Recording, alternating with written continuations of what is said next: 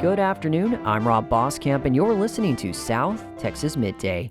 Happy Friday, it's September 19th. Rio Grande Valley health officials are watching for rising cases of a potentially deadly fungus. Candida auris is not a current risk to the public, officials told KRGV, but it can be deadly for patients in hospitals and nursing homes. The fungus spreads primarily in hospitals and long-term care facilities. According to the CDC, it spreads by direct contact, can be extremely difficult to treat, and can cause severe infections. The Hidalgo County Health Department reported about 150 confirmed Candida auris cases this year. Cameron County health officials reported 40 cases in 2025 compared to 50 reported cases last year. KRGV said officials expect those cases to go up by the end of the year, and healthy people are also at risk as the fungus can live on surfaces year-round.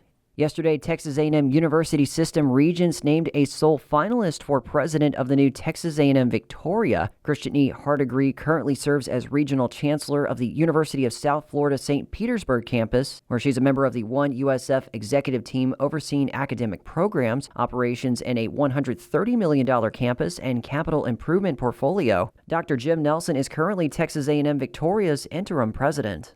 Kingsville residents gathered this week for the first community event hosted by the Bringing Baffin Back project. It's led by the Heart Research Institute and aims to improve water quality in the ecosystem of Baffin Bay. Initiative leaders hope to address declining water conditions over the past 4 decades through nature-based solutions while working closely with residents to recognize priorities. Air-swales, rain gardens, you might have heard of permeable pavers, things that allow water to infiltrate through the ground. So a rain garden is a really great example. It has great aesthetics, great educational opportunity for kids in classrooms and adults. That was Heart Research Institute's Watershed Restoration Coordinator Athena Frasca. She spoke with KIII News at Tuesday's event. Organizers said long-term plans include improving stormwater management, flood risk reduction, and restoring natural habitat in and around the bay. The team plans to collaborate with input from local residents to identify 4 project sites across Clayburgh County. That's according to officials with consulting firm HAF, who will oversee the project's design engineering. Nueces County leaders are setting their sights on the long-planned demolition of the historic 1914 courthouse. County officials told KIII News that demolition is likely to begin in the first quarter of next year. Back in April, the Texas Historical Commission removed the historical preservation easement from the 111-year-old building. Meanwhile, in downtown Brownsville, 2 major historic renovation and reuse projects are nearing completion: the El Jardín Hotel and the Semano building. The Housing Authority of the City of Brownsville purchased the 8-story El Jardín in 2019 after identifying it as an affordable housing opportunity. The project was approved for $11.8 million in housing tax credits through the Texas Department of Housing and Community Affairs, according to the Brownsville Herald. The Semano, which opened as First National Bank in 1925, will provide housing for people who have been homeless or are at risk of becoming homeless in the near future, including veterans and 18-year-olds transitioning out of state guardianship. Seadrift Public Works Director Gino Abshir resigned yesterday, hours before a scheduled public hearing and special city council meeting. The Port Lavaca Wave first reported the resignation, then Councilmember Tracy Johnson confirmed it with 25 News Now, saying Abshir stepped down for personal family reasons. He had served in the role since March when he was appointed by the council. U.S. Senators John Cornyn and Ted Cruz filed an amicus brief in the case of the League of United Latin American Citizens versus Texas in support of the state, not federal courts, having authority to draw congressional district maps as granted by the Constitution. In the statement, the senators expressed support for Texas's newly drawn congressional district map, which was drafted and passed by a state legislature and signed into law by Governor Greg Abbott last month. An amicus brief or friend of the court brief can be filed in order to address concerns and advise the court on a matter of law that directly affects the case at hand. And that brief was filed as the Texas Democratic Party is expanding its operations across the state, opening 4 new offices with talks underway for at least 1 more. Houston Public Media's Andrew Schneider reports the party is hoping the expansion will help it to build grassroots support and enable it to better compete with Republicans. The Democrats plan to move their headquarters to Dallas while keeping an office in Austin, as well as opening new offices in Houston, Amarillo, and Eagle Pass. Party officials are discussing further expansion in the Rio Grande Valley. Party Chair Kendall Scudder says the effort aims to help Democrats reconnect with working-class voters. I grew up on a farm in East Texas where back in the day, we were all Democrats because Democrats earned our support and showed us what it meant to elect Democrats that were throwing down and fighting for working class families. We have to get back to that mentality. Scudder argues that by focusing on issues like expanding Social Security and access to health care, Democrats will have a better chance of motivating people to vote who previously stayed home. I'm Andrew Schneider in Houston. Did Texas legislature do enough to properly prepare for the state's next big natural disaster? Now, that's what state lawmakers were tasked with after July 4th's historic Central Texas floods, which killed more than 130 people, mostly in Kerr County. Many Texans were left wondering what could have been done differently and what the state needed to change to ensure it wouldn't face another mass tragedy amid future extreme weather. This summer, legislature passed a package of bills aimed at doing just that, making the state more disaster ready. So, how did they do? The Texas Newsroom's Blaze Gainey talked to a flood expert to find out. The death toll in July included 27 from Camp Mystic, a popular all-girls summer camp along the banks of the Guadalupe River. So when Governor Greg Abbott added flood-related measures to his special session calls, he said he had a clear top priority for lawmakers. I told them that the number one item on the special session agenda would be camp safety. The legislature understood that mission. The legislation targets safety at overnight youth camps, which now face a variety of new requirements. But Texas lawmakers did a lot more than that.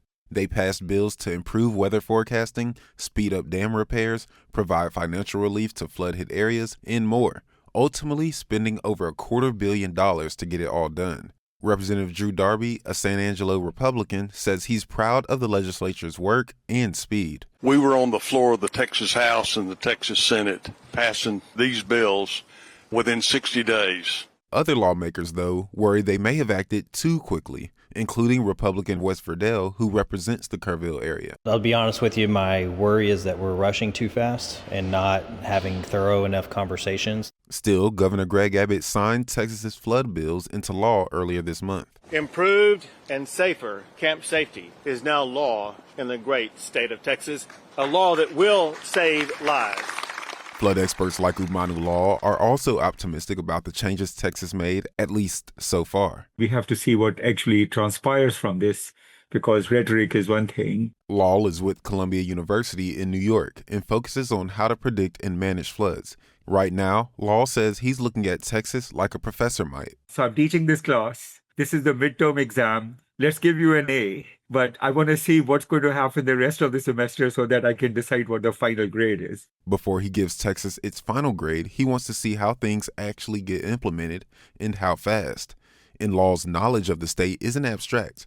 While the flood expert may now be a New York academic, he lived here in the late 70s while studying civil engineering at UT Austin. Law understands why Texans are drawn to the beauty and nature around the state's waterways, but he says there's more Texas leaders can do to ensure development in flood-prone areas is done safely, and not just in the hill country.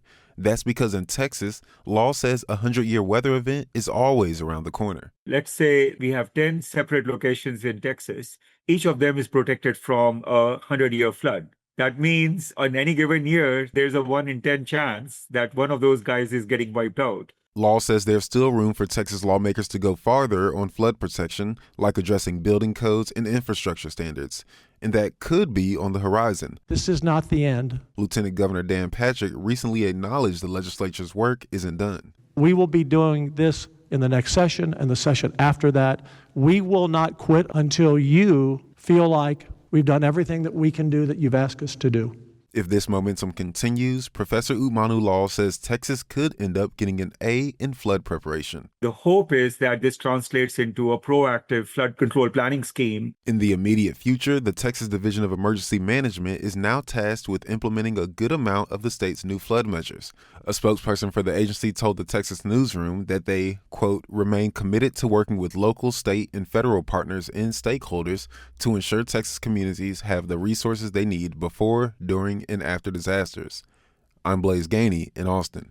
Tomorrow, the United Corpus Christi Chamber of Commerce Foundation will host its annual Conquer the Coast, presented by H-E-B Bike Ride. The event will be from 6:50 a.m. to 2 p.m. at Whataburger Field. Cyclists can participate in the 10-mile or 21-mile ride along the shores of Corpus Christi. There's also a 66-mile ride that will take riders over the new Harbor Bridge, Portland, Aransas Pass, Ingleside, and Port Aransas. Lane closures will be in place to facilitate the route as early as 4 a.m. and will remain until all participants have cleared those areas. During closure periods, residents should plan their commutes accordingly and allow extra travel time. The Texas A&M Corpus Christi soccer team earned a point in its Southland Conference slate last night, going on the road for its conference opener and playing to a scoreless draw against Houston Christian. The Islanders controlled the pace of play for much of the opening 45 minutes, totaling 5 shots with 2 on goal against just 3 shots and none on target from the Huskies over the course of the first half. The second half saw HCU ramp up their offense, but advances were kept in check by redshirt senior goalkeeper Haven Harrison, who tallied 4 saves in just a 10-minute span to keep the overall score at 0.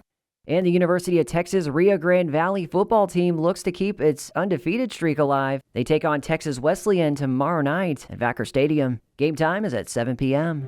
And that is the latest news and information on South Texas Midday. I'm Rob Boskamp. Your community arts calendar and more is on the way.